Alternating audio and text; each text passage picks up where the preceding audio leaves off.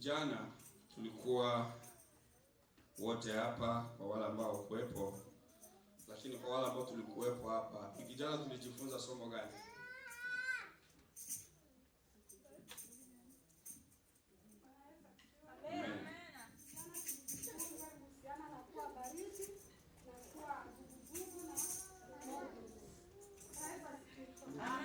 Umepatia kuna mwingine wa kupika hivi?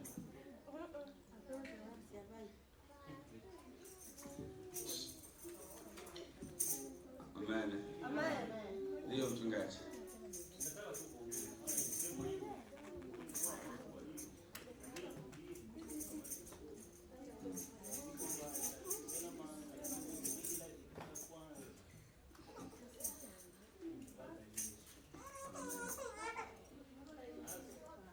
Amen. Aha. Kujitwika msalaba. Amen. Bwana Yesu asifiwe sana. Amen. Tulisoma kwenye kitabu gani?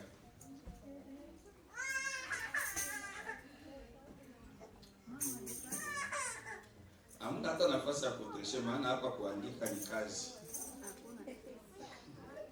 Sasa nashinda hata kuandika neno la Mungu, unaona inakuwa ni kipengele.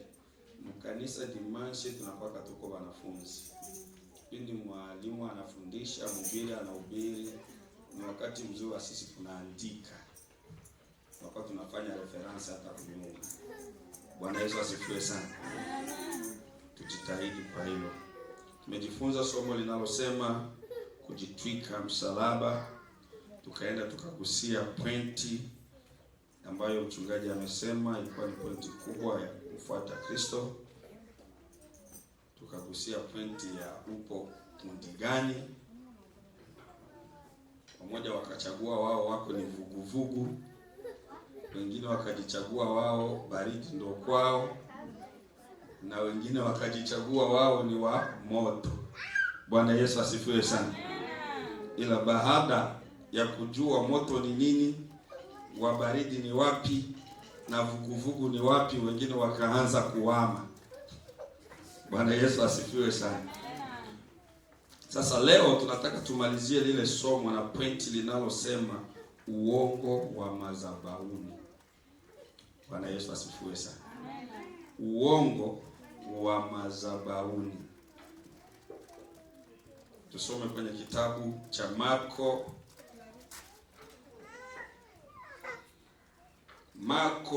8 sura ya 8 mstari wake wa 24 hadi 26. Marko 8:24 mpaka 26. Maana kuna watu hiki Kiswahili cha 20 na 80 kinakuwa kinawapiga chenga sana. Kuna mtu amepaona hapo akimbia haraka asome. Tusome Marko 8:24 hadi anza 22. Tusome 22. Wakafika Bethsaida, wakamletea kipofu, wakamsia mguse. Akashika mkono yule kipofu, akamchukua nje ya kijiji, akamtemea mate ya macho, akamwekea mikono yake, akamuuliza, waona kitu? Akatazama juu, akasema, naona watu kama miti inakwenda. Ndipo akaweka tena mikono yake juu ya macho yake, naye akatazama sana, akawa mzima, akaona vyote waziwazi. Akampeleka 26 nasema, akampeleka nyumbani kwake, akisema, hata kijijini usiingie. Amen. Amen. Asante Baba mtakatifu, uishi mahali pa juu mbinguni. Mungu wetu na Bwana wetu, tunao kila sababu ya kutukuza jina lako. Muda na wakati kama na huu, muda ambao Bwana umekupendeza sisi kusikia neno lako. Yale ambao umeandaa kwa ajili yetu, mfalme wa ajabu. Tunaomba Roho wako akajifunue kwetu. Neno lako likadhae matunda ndani yetu. Kwa Kristo Yesu tunaomba na kushukuru. Amen. Bwana Yesu asifiwe sana. Tunataka tujifunze somo linalosema uongo wa madhabahuni. Kabla sijakwenda kuingia kwenye kitabu ambacho tumetoka kusomewa hapa, nataka niseme hivi. Watu wengi tunaishi kwenye makanisa ambayo tunaamini sana uongo ambao unatengenezwa kama imani. Amen. Uongo ambao unatengenezwa kama imani. Leo hii watu wengi wanakuwa wanaupaka uongo mafuta kiasi kwamba ule uongo uonekane kama imani. Lakini imani na uongo ni vitu viwili tofauti. Usichanganye mafaili. Amen. Uongo na imani ni vitu viwili tofauti. Imani ni kuwa na uhakika na mambo yafanyayo nini? Yatarajiwayo, bayana na yale yasiyoonekana. Uongo ni kutuambia kitu ambacho hakipo. Tuko pamoja? Amen. Sasa leo hii kuna makanisa wanatengeneza uongo kwa njia ya imani kiasi kwamba waaminishe watu kwamba kuna kitu kimefanyika kwenye madhabahu kwa njia ya uongo ili watu waamini kwamba lile kanisa ni la kweli. Lakini ni uongo. Bwana Yesu asifiwe sana. Biblia inasema kwamba alipoulizwa umeona nini? Anasema naona watu kama miti inayotembea baada ya kuguswa. Kwa watu wetu wa siku ya leo, Yesu aje hapa kwa mfano, afu akute kuna mtu ni kipofu, aguswe mara moja, kwamba ataulizwa unaona nini? Atakwambia naona clear, kila kitu kiko sawa. Hata kama hajaona, yaani hata hesabu kwamba nimeona miti, nimefanya nini, yaani yeye anajaminisha mara moja, naona kila kitu clear. Na baadaye nasikia kwamba niliombewa ile siku ndo niliona kama vile nimepata kama mwangaza, naona, lakini tena naona kama vile macho yanaanza fanya nini? Anaanza kurudi kwenye hali yake ya kawaida ya zamani. Ni kwa sababu uliwahi kurupuka kusema kwamba unaona na bado haujaona vizuri. Bwana Yesu atuhurumie sana. Ndio kanisa la leo. Haya madhabahu, unaposimama hapa kushuhudia uongo, mbingu zinatiki. Unaposimama hapa, yaani ukija hapo unatushuhudia kwamba mimi nimepata mchumba na mchumba haujapata, mbingu zinatiki, mchumba tayari unaye.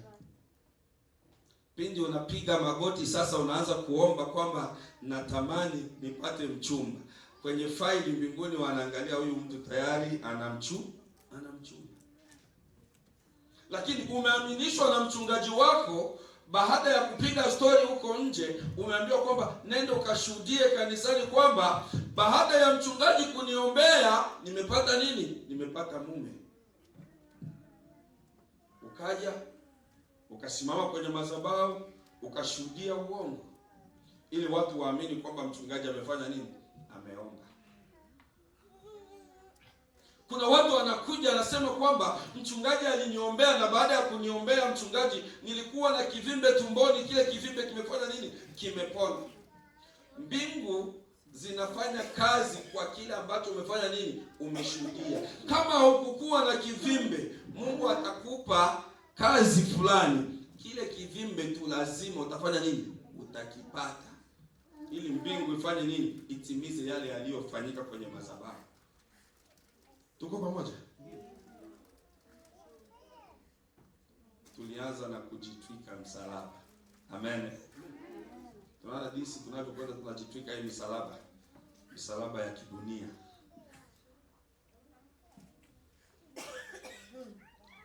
Baada ya kuombewa nikapona. Na baada ya kupona ukarudi. Issue ya wewe na mchungaji simemaliza. Mchungaji yeye anafurahi na watu kule watafurahi, mchungaji amefanya nini? Amepona. Bwana Yesu asifiwe. Sote hapo tunasema amen. Tunafurahi.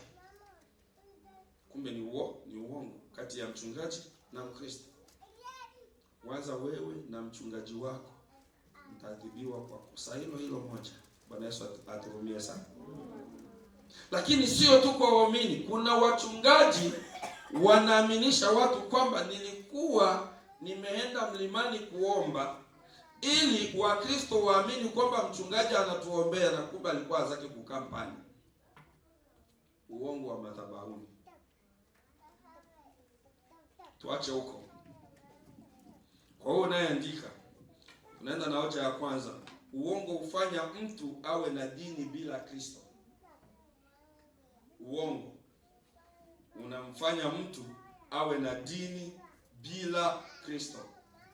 Unaweza kuimba kwaya, unaweza ukahubiri, unaweza ukatoa sadaka kila siku kanisani, lakini usiwe umeokoka. Kuimba kwaya sio kuokoka. Kuhubiri hapa napohubiri sio kuokoka. Kuja kanisani kila siku sio kuokoka. Kumiliki Biblia sio kuokoka. Mara nyingi ninapofundisha kwenye semina za vijana huwa natumia lugha hii. Usioe wala kuolewa na mtu ambaye hajafanya nini? Hajaokoka. Ile linaeleweka? Usioe wala kuolewa na mtu ambaye hajaokoka. Kuokoka sio kuja kanisani kwamba yule kijana anavaa suti sana. Hapana.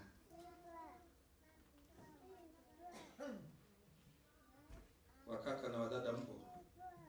Narudilia tena. Usioe wala kuolewa na mtu ambaye hajaokoka. Matokeo yake utaishia kwenye dini yake. Amen. Matokeo yake utaishia kwenye dini ya. Kama alikuwa ni mtu wa kuzimu, wewe na kuzimu mmekuwa marafiki. Hivi hamjaonaka nguvu ya Waislamu? Asilimia kubwa ya Waislamu ukienda kuoa, yaani wewe uolewe kwa Muislamu, ni lazima wewe ambao ulikuwa ni Mkristo ufanye nini? Muslimu. Unaona hiyo nguvu? Usilimu, yaani wewe Muislamu. Yaani kama ushimochangwa na Muislamu, wewe mjanda hiyo hata ushungi baba Islamu. Bwana Yesu asifiwe sana. Yes. Kama umechagua kwenda kwa malikia, unajua wewe ni malikia wa baadaye. Yaani usijidanganye kwamba kwa sababu mimi naendaga kanisani nitaokoka. Wanatumia hizo lugha sana, tena lugha za kipumbavu sana. Kwamba mimi kwa sababu ninaimba, mimi ni mchungaji, nikioa mtu ambaye hajaokoka nitamuokoa. Ni ujinga na upumbavu. Maana wewe hauna nguvu za kuokoa mtu. Anayeokoa mtu ni Mungu peke yake. Bwana Yesu asifiwe sana. Usijidanganye kwamba mimi kwa sababu nimeokoka, nampenda Yesu, nikioa mtu ambaye hajaokoka nitafanya nini? Nitamuokoa. Huo ni uongo ambao unajidanganya kuanza wewe na huyo Mungu wako unayemwamini. Bwana Yesu asifiwe sana. Maana Mungu tunayemwamini sisi anajua walio wake, na walio wake wanafanya nini? Wanamjua. Sio waongo. Amen. Hoja ya pili nasema uongo hufanya madhabahu kuwa soko. Uongo hufanya madhabahu kuwa soko. Madhabahu ni mahali pa toba. Madhabahu ni mahali pa toba. Zamani kuingia kwenye sinagogi au kuingia kwenye ibada, hapa kuna fujo ambayo tunatamani watusaidie kweli.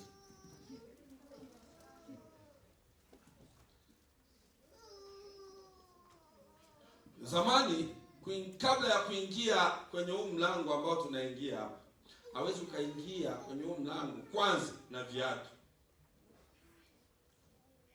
Cha pili, hawezi ukaingia kwenye huo mlango kabla haujafanya toba. Amen. Lakini leo hizi tunaingia tu kawaida. Na ndio maana tunapokuja hapa kila mtu anajamulia. tunafika ni kipindi cha ushuhuda. Tunawapatia watu watatu. Kila mtu anajisikia kusimama, watu watatu. Hakuna kikaratasi, hakuna utaratibu ambao umetengenezwa. Watu watatu wasimame, kila mtu anasimama, anakuja kuona kwamba fulani amesimama. Kuna wengine wanasimama kwa sababu ya kuona fulani amesimama. Si mnajua hilo? Fulani Imani Ikemba na mwingine Imani Ikemba. Wengine wanafika hapa wanasema nilioneshewa niimbe wimbo wa wokovu namba ya 200. Kuangalia kwenye wokovu nakuta ile 200 haipo. Bwana Yesu aturumie sana. Ya, kuna mtu amesimama kwenda kushuhudia. Anafika kwenye madhabahu, anaambia watu kwamba nimeonyeshwa tusome kwenye kitabu cha Efeso sura ya 12. Bwana Yesu asifiwe sana. Na mstari wake wa 40. Kuitafuta tukaikosa. Bwana Yesu aturumie sana. Tukafanya nini? Amefanya nini? Ameonyeshwa. Tena amekuja asimame kwenye madhabahu afanye nini? Ashuhudie. Lakini kilichomsababisha apite yule mtu haikuwa kwamba alionyeshwa. Ila baada ya kuona kulitolewa nafasi ya mtu yeyote yule ambaye atasimama kushukuru afanye nini? Asimame. Wa kwanza akapita, wa pili, wa tatu, wa nne. Kumbe leo ni wa kujisikia apite. Na yeye akafanya nini? Akapita. Sasa kama wa kwanza alisema nilionyeshwa, na wewe utakuja kusema ukuonyeshwa. Bwana Yesu asifiwe sana. Kwa hiyo ilimbidi na yeye afanye nini? Aseme alionyeshwa. Uongo wa madhabahuni. Uongo wa madhabahuni unafanya madhabahu yawe nini? Yawe soko. Siku moja tulikuwa kanisani.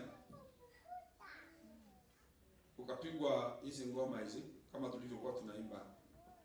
Unaona hakuna mwenye alijazwa. Unajua kwa nini? Kwa sababu tukisema chitata. Bwana Yesu asifiwe. Hao watu wanakuwa wanasubiria tuimbe chitata ndio wanaanza kujazwa.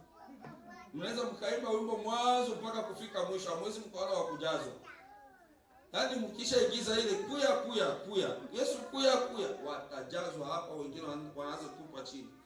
Siku moja dada akaanguka, akaanza kutabiri hapo. Sisi tunataka tumsikilize. Tukasikia kule watu wote kimya. Wachungaji walikuwa ni kama ndugu zetu wa kutoka Burundi. Alafu watu waliishi sana na Mama Mariamu. So, unajua watu wanaheshimu sana maombi sana. Kwa hiyo mtu anapokuwa ananena kwa lugha hapo inatakiwa watu wote tukae kimya. Na cha ajabu tulichokisikia, kesheni bila kuomba. Bwana Yesu aturumie sana. Yaani hata yule aliyepana microphone alitamani kwenda kuinyang'anya. Na yule mtu akaendelea kusema, mimi Mungu nakuja na makali. Mimi Mungu nafanya nini? Nakuja na makali. Kesheni bila kuomba. Watu hamuombi tena. Sisi hatuombi tena, tukeshe bila kuomba. Alikuwa kwenye madhabahu. Yaani sio kwamba alisemea huko kwenye madhabahu, maana nilikuwa ni kipindi watu wameimba, tushaimba tata. Baadaye na yeye akafanya nini? Akaanza kufanya kazi. Sasa tutakachokifuata hapo ni Siro amesema tunatakiwa tu tunakesha bila kufanya nini? Bila kuomba. Bahati mzuri Biblia inatuambia zichunguzeni roho zingine. Lakini labda kusingekuwa hata hii inania kusema kwamba tuzichunguze roho zingine. Tungekubali, si roho imeshasema tutapingana na roho. Bwana Yesu asifiwe sana. Leo sehemu nyingine umekuwa ni mahali ya biashara. Kanisa zinachukuliwa kama biashara. Business. Kuna wachungaji wanakuwa sio vigisi. Ilikuwa ni kipindi ya kutoa sadaka. Yaani kazi ya mchungaji pale ilikuwa ni kuangalia nani na nani walipita kutoa sadaka. Na baadaye anapokuja kusimama hapa anaangalia watu wengi humu wanafanya kazi lakini hamtoi sadaka. Niliangalia kabisa leo watu wanatoa ni $100. Unajua aje wewe ni shemashi?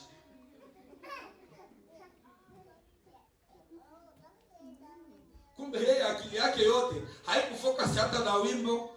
Akili ya mchungaji ilikuwa na focus na nini? Na sadaka. Kwa hiyo alijua nani alitoa $1, alijua nani alitoa 20, alijua nani alitoa 50. Kwa sababu gani? Yeye business kwenye kanisa, yeye ameweka kanisa kwake ni nini? Ni business. Kwa hiyo anajua baada ya hapa sadaka kutakuwa kumeingia sijui $200, ile $200 atakwenda kuiwekeza sijui kunini, mambo mengine yanaendelea. Kuna watu wanafanyishwa marambe kwenye makanisa ya kwamba watanunua jengo.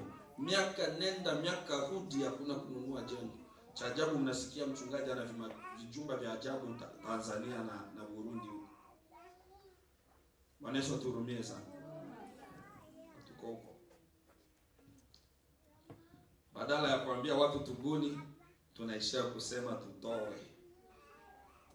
Badala ya kuambia watu mjitwike msalaba, tunaishia kuambia watu fanikiwa. Naambia mtu afanikiwe na mwenyewe hajafanikiwa. Bwana Yesu asifiwe. Amen. Yaani mimi nije hapa tu naanza kuambia watu pokea gari na mimi gari sina. Hii inaeleweka?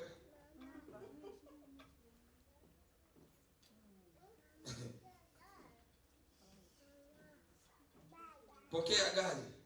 Raji, pokea pikipiki. Mimi pikipiki sina.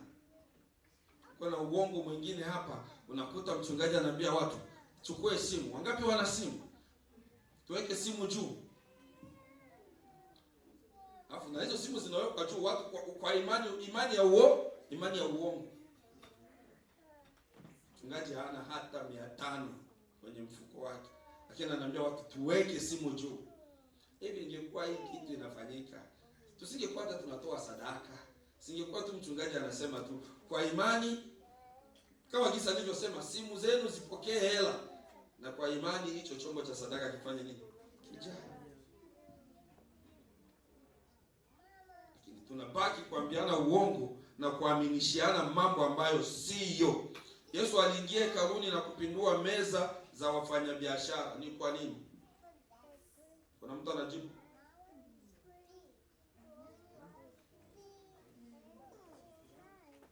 Ha?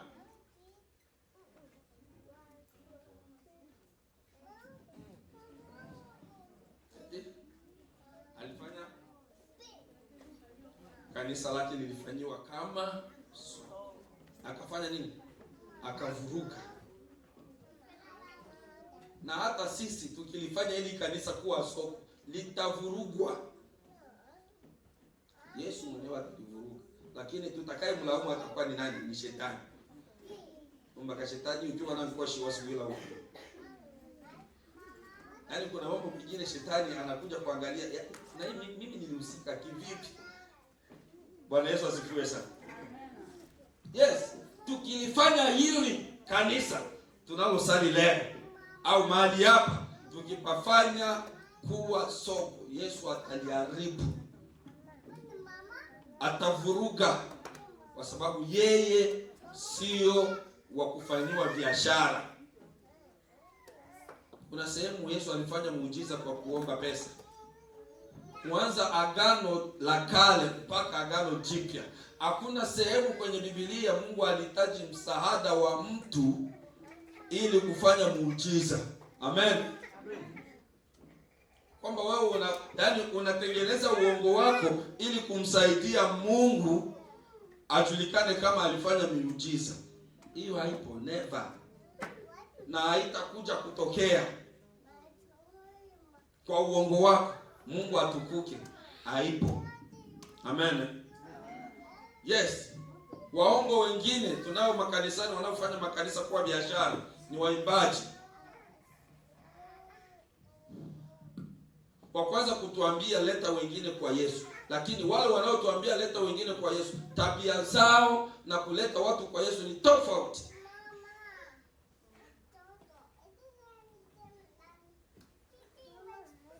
Anayetuambia leo leta wengine kwa Yesu, anayetuambia leo sisi sio wa dunia, kumbe yeye ndo wa dunia. Bwana Yesu atuhurumie sana. Waimbaji tunatakiwa tuwe mfano wa Kristo, wa kanisa la New Jerusalem, tuwe mfano. Hoja ya tatu, uongo hufanya dhambi ionekane ya kawaida. Amen. Uongo hufanya dhambi ionekane ya kawaida. Kwa hiyo kuna watu wanaishi kwenye hali ya chuki. Kuna watu ni walevi pro. Unajua walevi pro?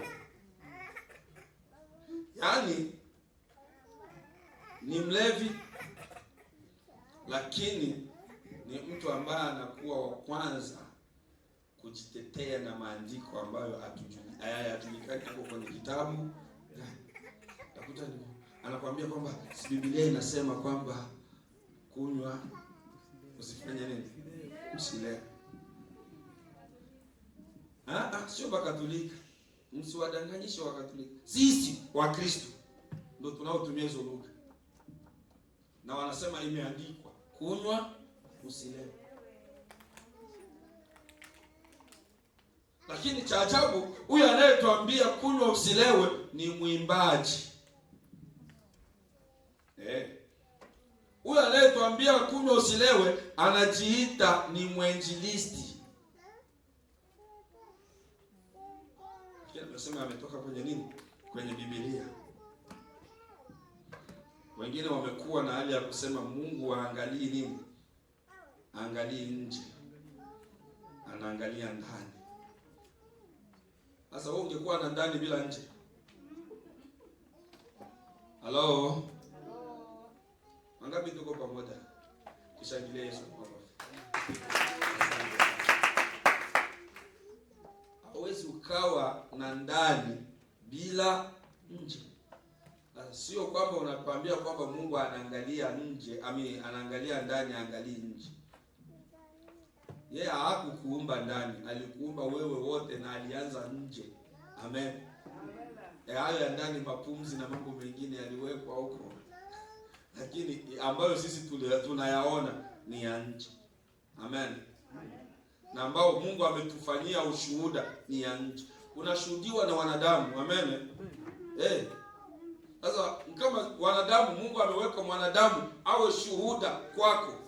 Sasa mimi kama sikuoni ndani na mimi ndo nimefanywa kuwa shuhuda kwako, unasemaje kwamba Mungu anaangalia ndani, aangalii nje? Amen.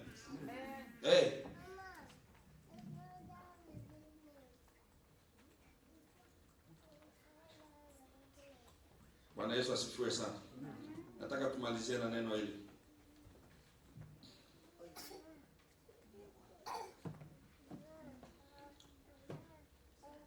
Tuangalie dalili za madhabahu yenye uongo. Dalili za madhabahu yenye uongo. Dalili ya kwanza, kwenye madhabahu ya uongo hakuna mahubiri ya toba. Kwenye madhabahu ya uongo hakuna mahubiri ya toba.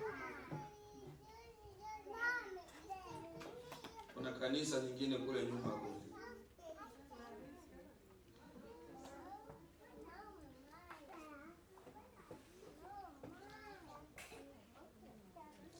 madhabahu yenye uongo hakuna mahubiri ya toba. Na kama hawezi ukakuta. Kuna kanisa nilikuwa naingia la hao wa ndugu zetu wa kutoka sijui Bukavu, sijui wapi. Yaani pale kila mtu alikuwa msimamizi wa kila wiki alikuwa na programu yake. Najua nimezoea kuingia kwenye makanisa tofauti hapo nilipokuwa nahamishwa kwenda na soma masehemu tofauti. Sasa sitaweza kuingia kuwazuru, lazima niende nitafute kanisa yetu ya African. Nikaenda nikatafuta kanisa la African sehemu nilikuwa nimeenda somea, nikakuta kwenye hilo kanisa la ni watu kutoka Mabukavu, ni kama Waluba sijui, but sio Waluba vile,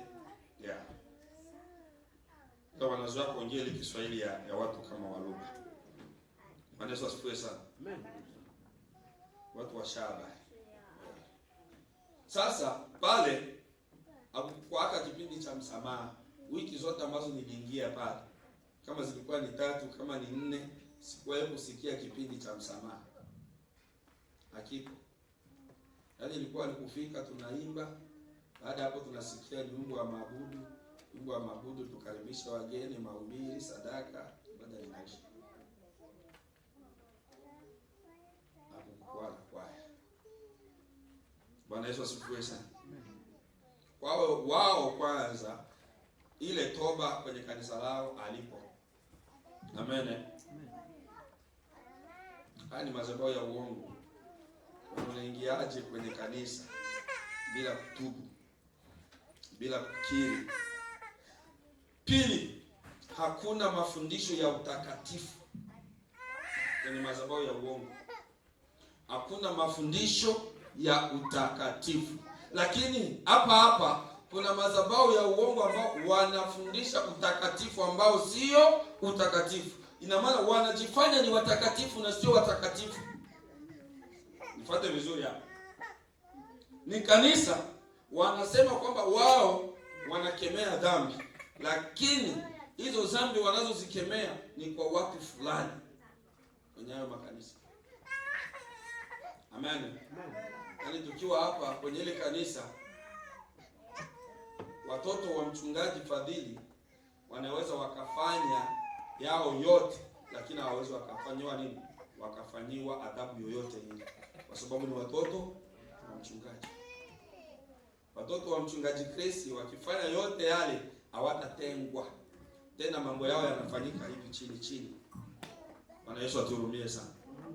Lakini ikiwa ni kwa mtu ambaye hana kacheo kanisani au hana parante yoyote ile na nani na mchungaji, inakuwa ni haraka sana kushughulikiwa hilo.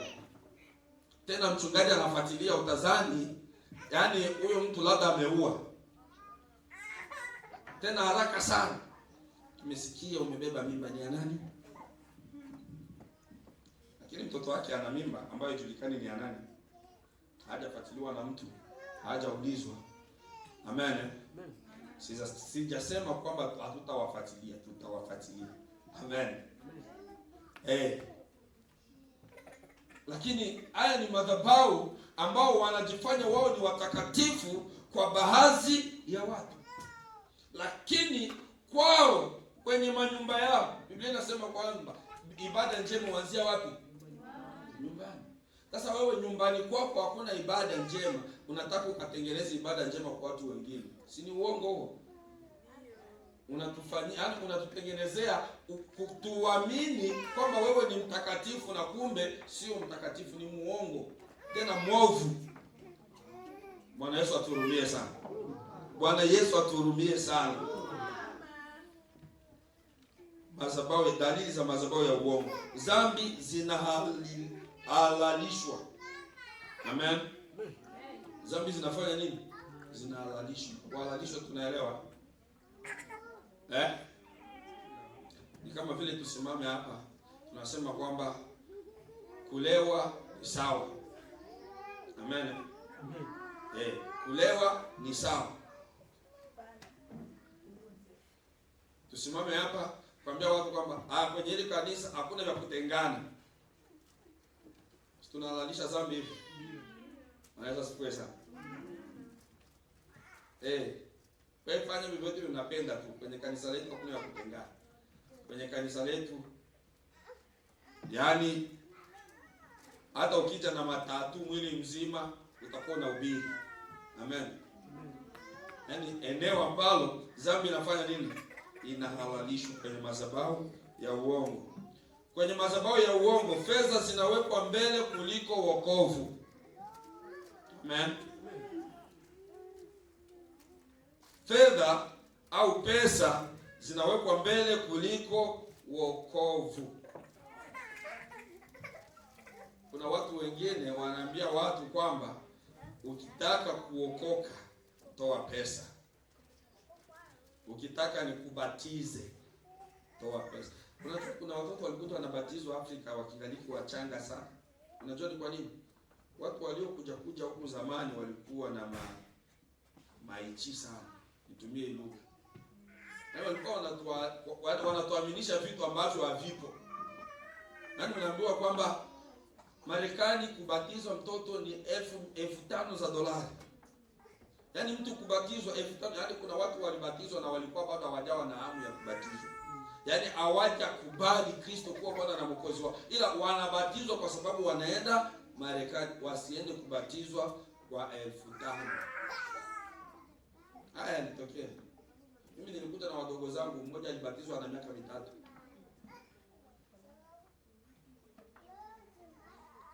Huyu mtu aliyebatizwa na miaka 3 si sawa na aliyemwagiwa maji ya Wakatolika. Maana hajajua baya na nzuri. Lakini alibatizwa. Wazee walifanya kusikia kwamba huko mtu kubatizwa sijui mpaka 5,000, akaja amebatizwa. Tunamshukuru Mungu, aliendelea kulelewa kwenye mazingira ambayo imemfanya abaki kwenye mstari. Bwana Yesu asifiwe sana.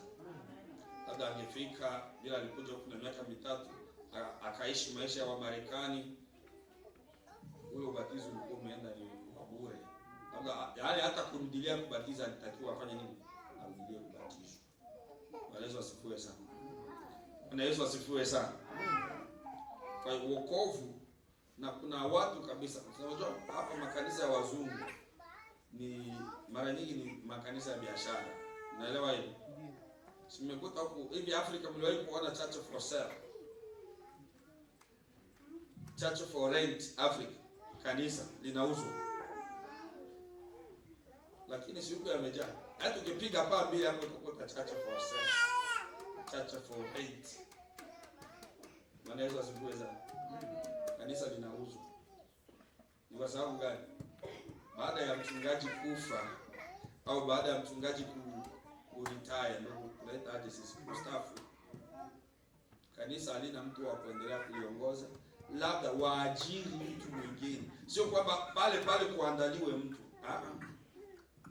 kuajiriwe mtu mwingine ambaye ule mtu atakuja kununua lile kanisa. Nilishuhudia kwa mchungaji wetu yuko hapo Indiana, mchungaji Arete, kwa wale wanaomjua. Alikuwa mchungaji wetu Methodist hili. Mchungaji Arete tukutaniwa kwake, wanakuja wanamuuzisha kanisa. Kwamba mchungaji, sisi mchungaji ameretire, hapa kuna kanisa. Yaani anauzishwa kanisa na Wakristo wote. Yesu asifiwe sana. Sasa ni maajabu haya. Yaani fedha zinawekwa kipaumbele kuliko wokovu. Biblia haitumiki kama msingi wa mafundisho kwenye madhabahu ya uongo. Biblia haitumiki kama msingi wa mafundisho. Mimi nishawahi kuhama kanisa kwa sababu ya hili. Kuna kanisa tulikuwa tunasali, yaani Biblia ilikuwa na kazi. Kuna kitu kiliwekwa kipaumbele kuliko Biblia, kitabu cha Mariamu. Bwana Yesu asifiwe sana. Kitabu cha Mariamu halo tabu. Yaani kanisani wachungaji walikuwa wanafika, yaani mahubiri ilikuwa ni nini? Yaani baada ya kupata hicho kitabu, yaani mchungaji hawezi akasimama tena na Biblia kwenye madhabahu. Bwana Yesu aturumie sana. Yaani ilikuwa ni mchungaji akifika anasimama na kitabu cha Mariamu kwenye madhabahu. Kwa hiyo sisi tu tunafuata nini? Mafundisho ambayo yapo kwenye kile kitabu cha Mariamu every Sunday. Sisi wengine ambao hatukuishi hayo maisha, tuliona kama ni tofauti sana. Hatukuishi maisha hayo. Tunajua Biblia inasema nini na tunatakiwa kufuata nini. Amen. Maana tulipoanza kuingilia kati, kuambia watu, tulianza kupewa maneno ambayo yako tofauti. Tunaambiwa nini kwa sababu hamkukulia Methodist, ndio maana mkufanya nini? Hampendi haya mambo. Nasema hapana. Biblia inasema hivyo. Tunataka Biblia inasema nini? Sio teolojia inasema nini? Sio sijui huyo anasema nini. Amen. Na la mwisho, jina la Yesu linashushwa, jina la mwanadamu linainuliwa. Amen. Na ndio inatawala leo. Kanisa la Kristo. Kanisa la Lochelo. Sio kanisa la Lochelo hili. Ni kanisa la Kristo. Mwanaweza sikue sana. Hivi makanisa yamekuwa ni majina ya watu. Kanisa la mchungaji fulani, kanisa la fulani. Na maana jina la Yesu halina nini? Halina nafasi tena. Amen. Ila jina ambalo limetawala sasa limekuwa ni majina ya wanadamu. Mwisho wa siku tunafanya nini? Tunawaabudu wale watu. Kuna watu wanashindwa kuja kuingia hapa, wanaogopa mtu fulani, hawaogopi Mungu. Amen. Tunaelewana? Yes. Yaani mtu anakuja anashindwa, yaani nikienda kuingia kwenye kanisa fulani, mtu fulani au mchungaji fulani atafanya nini? Atanichukia. Ni bora kuchukie lakini ufuate Kristo. Amen. Yes. Yaani watu wanaanza kutukuzwa sasa. Yaani kuna mtu anashinda, siwezi kwenda kuingia kwa kanisa lile kwa sababu yule mchungaji anakuwaka 1 2 3. Hauendi kwenye kanisa kwa sababu ya mchungaji fulani. Unaenda kwa kanisa kwa sababu ya Kristo. Haleluya. Tuache mauongo. Na tuache kuja kushuhudia mauongo. Kuna watu kushuhudia uongo sio mpaka uje hapa kwenye madhabahu. Mchungaji alikuuliza kwa nini hukukuja kanisani, afu unasema uongo kwamba nilikuwa kukazi na kukua kukazi, ni uongo wa madhabahu. Mwisho wa siku hata ile kazi utaikosa. Yesu atuhurumie sana. Yes. Kwa hiyo tuachane na masuala ya kudanganya. Madhabahu sio mpaka kusimama hapa.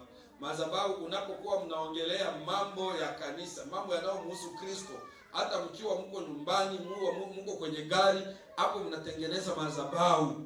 Mahali popote mnapozungumza kuhusu jina la Kristo ni madhabahu, ni madhabahu.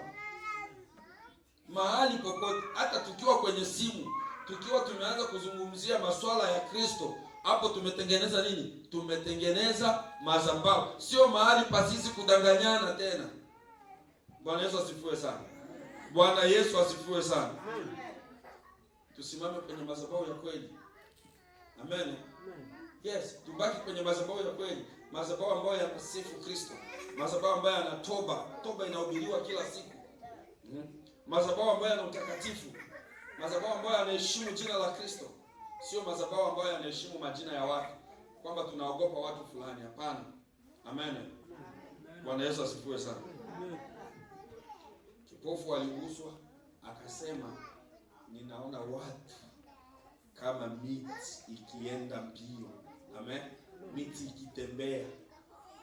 Alisema straight, hapana kukunja kunja. Amen. Usikuje kukwambia umepona na utapona. Kama hujapona, sema bado nina kaugonjwa. Amen. Hapana kuja kukwambia umepona na utapona. Ushikana na mawache mashikio uwa. Maana unatuambia umepona na hujafanya nini? Na hujapona. Unatuaminisha uongo. Kama umepona sema nimepona. Kama hujapona tuambie bado sijapona, nina kaudhaifu. Inaeleweka ili ifanyike nguvu nyingine, nguvu ya ushuhuda. Kuna nguvu unaposhuhudia ukweli, kuna nguvu inafanyika. Amen. Lakini ukishuhudia uongo pia kuna nguvu inafanyika kwenye ule uongo wako. Uishuhudia hujapona na Mungu ataendeleza kukufanya, sio shetani, Mungu ataendeleza kubariki kutokupona kwako.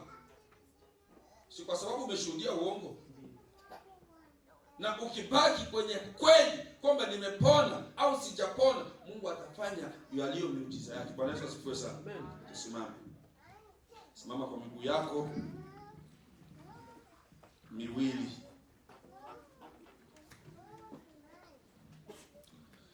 Nani yaweza kuniweka huru? Yesu Mwokozi, ndani pate pana kwa damu ya Yesu Mwokozi. Kuna nguvu, kuna nguvu, nguvu ya ajabu kubwa kati damu ya Mwokozi. Kuna nguvu, nguvu ya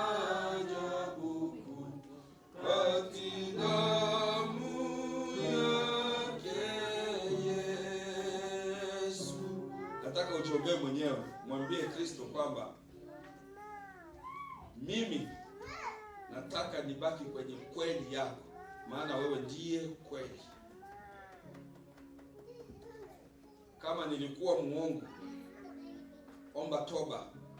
Mungu anasamea yule anayesema kweli. Amen. Mungu anasamea yule anayesema kweli. Hakuna dhambi isiyosamehewa mbele za Mungu. Lakini ukisema kwenye toba ya kweli, kwa mwambie Mungu, hata yale ambayo yalikuwa umeyasema kwenye madhabahu ya uongo, Mungu anaweza akayageuza kulingana na ile toba ambayo itatoka kwenye moyo wako. Hata kuna siku ulisema uongo, kuna siku ulidanganya kwenye madhabahu,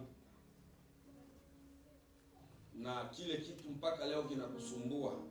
Unaona kwamba kuna vitu haviendi. Mwambie Mungu atengeneze hilo. Hii ni fundi, anatengeneza yale ambayo yanaharibika. Hata kiwe kimevunjika kiasi kwamba hakiwezi kutengenezwa na mwanadamu, yeye anatengeneza. Damu ya Yesu, damu ya Yesu, nguvu kupigana nipate kwa nani, kwa nguvu ya damu ya Yesu kuna nguvu.